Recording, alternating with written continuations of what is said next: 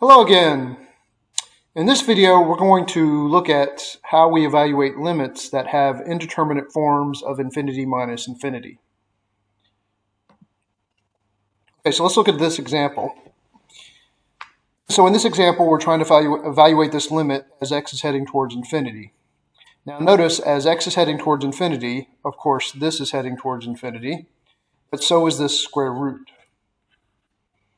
And so we end up with this form of infinity minus infinity, which is essentially saying that we have a really large number, or a number that's getting larger and larger, minus another number that's getting larger and larger. Of course, there's no way for us to evaluate this kind of limit in this form. Okay, so this is an indeterminate form. Unfortunately, it's not one of the two indeterminate forms that allows us to use L'Hopital's rule. Right? To use L'Hopital's rule, we have to have one of these two forms. And so what we're going to do is we're going to manipulate this limit so that it actually has one of these indeterminate forms instead of this one. Okay, so here's how we're going to do that. What we really need to do is create division. Okay, so here's how we're going to do that. We're going to try to factor an x out of both of these terms. And once we have an x factored out, we can create division from that multiplication. Okay, so let's talk about factoring an x out of this piece. In order to factor an x out of the square root, we actually need to factor an x squared out of the radicand. Okay, and notice when I pull an x squared out of here, I'm left with a 1. But when I pull an x squared out of this term, I'm left with 3 over x, or minus 3 over x. Now you can check that and make sure that works. When I distribute this x squared to the 1, I get x squared, of course. But when I distribute it to this, notice that I do get 3x squared over x, which reduces to 3x. And of course, I'm subtracting that.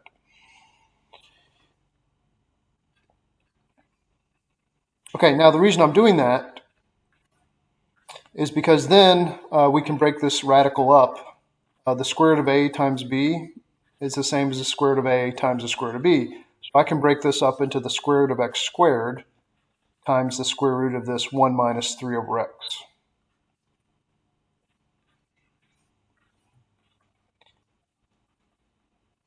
Okay, and what's nice about that is once we evaluate this square root here, we might be able to factor an x out. Now here's where we have to be careful though. You can't just assume that the square root of x squared is actually equal to x. The square root of x squared is actually equal to the absolute value of x, which means that the absolute value of x is a piecewise function. It's equal to x if x is greater than or equal to 0, and it's equal to negative x if x happens to be a negative number.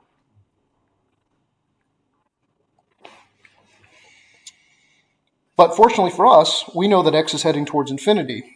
So that means x has to be positive at some point, right, since it's heading towards infinity.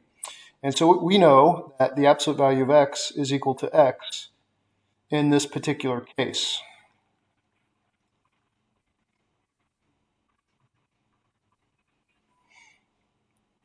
Okay, just because x is heading towards infinity, right, we know that. So this square root of x squared is actually the same as x, okay, since x is heading towards infinity, which is what we need,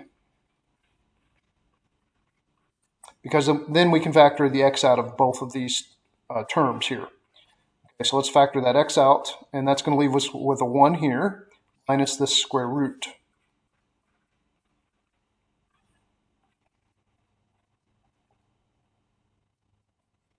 Okay, now the reason we're doing that is because once you have multiplication here, you can always create division from multiplication.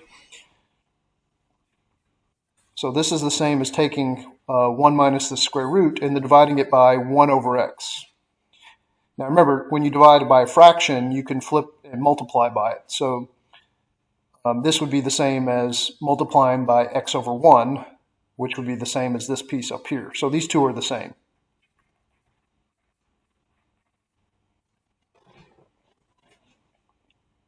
Okay, now when you go to evaluate this limit, notice, of course, x is heading towards infinity, right? So this is getting closer to 0 right here. So this is getting closer to 1. And so you're getting 1 minus the square root of 1, which means this is getting closer to 0.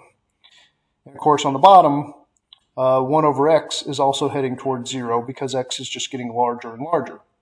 And so now you have the form 0 divided by 0. And now we can use L'Hopital's rule to evaluate the limit.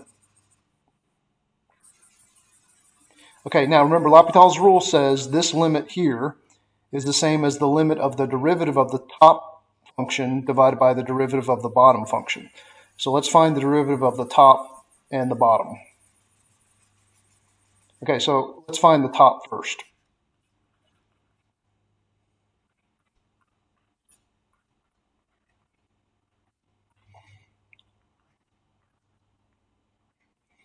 Okay, so we can break this derivative up. Find the derivative of the first minus the derivative of the second. And I'm going to go ahead and write this as, instead of the square root, I'm going to write it as 1 minus 3 over x to the 1/2 power. That's the same as taking the square root of that.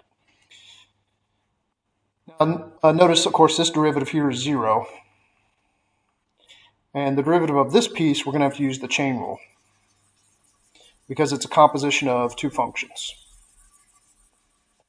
Okay, so the chain rule says derivative of this would be the outer derivative times its inner derivative. Outer derivative would be 1/2 would come down, and you would subtract 1 from this exponent, and then this would stay in there. So that's your outer derivative. And then your inner derivative would be the derivative of this piece inside of here. 1 minus 3 over x, except I'm going to write that as 1 minus 3 times x to the negative 1. Remember, x to the negative 1 is the same as 1 over x, the positive one. Okay, so let's go ahead and find that inner derivative.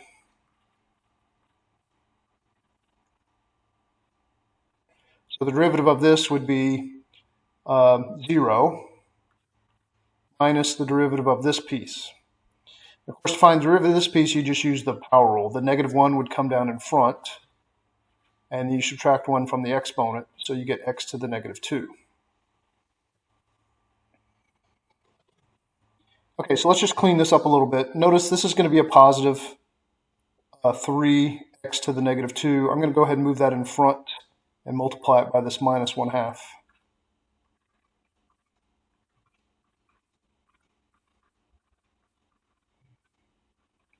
Again, I can rearrange the order of multiplication. So I'm just putting this in front with the minus 1/2. Okay. All right, so that's the derivative of the top piece. Now the derivative of the bottom piece, we've got to find the derivative of 1 over x, and I'm going to write that as x to the negative 1, since those are the same.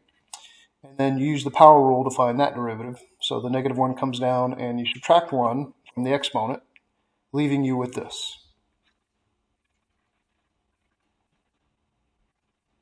Okay, and again, L'Hopital's rule says this limit here is the same as the limit of this, the derivative of this, which is this, divided by the derivative of this, which is that.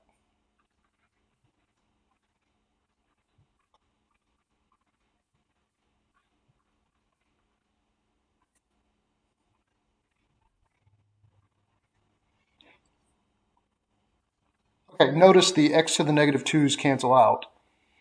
And this minus make that a plus. That's really a positive 3/2.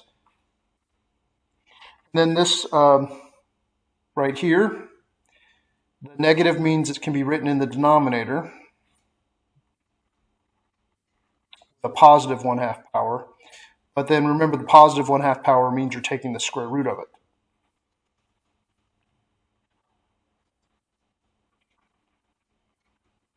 So it's equivalent to this. Now, as x is heading towards infinity, this 3 over x is heading towards 0, which means this is heading towards 1, okay, or the square root of 1, which is also heading towards 1. And so you can see this is getting closer to 3 over 2.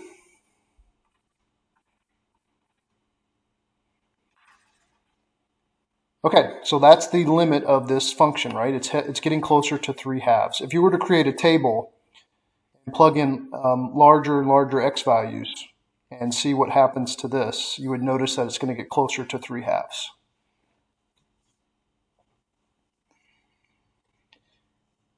Okay, so having said that, so this limit ends up being 3/2, but let's suppose we change this up a little bit and we actually let x go to negative infinity, and we try to evaluate that limit. So what's going to change if we let x go to negative infinity instead of positive infinity? Well, at first glance, it would seem like there's not much that would change here. But you do have to remember that when we take the square root of x squared, we actually get the absolute value of x.